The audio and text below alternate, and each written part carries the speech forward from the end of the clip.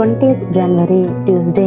கர்த்தருடைய வருகை எல்லா ஜாதிகளுக்கும் விரோதமான நாளாகிய கர்த்தருடைய நாள் சமீபமாய் வந்திருக்கிறது.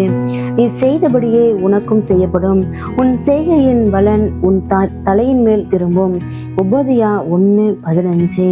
இதை பார்க்குற கர்த்தருடைய பிள்ளைகளே, நமக்கு கர்த்தருடைய நாள் அதாவது அவருடைய வருகை சமீபமா இருக்கு.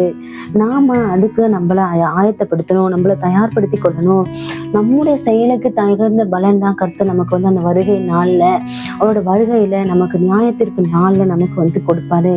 அதனால நாம இந்த உலகத்துல உள்ளவர பாவங்களை விட்டு விலகி தேவனுக்கு பயந்து நம்ம ஒரு நல்ல ஒரு செயல்களோடு நம்ம கிறிஸ்தவ வாழ்க்கை நம்ம வாழணும்.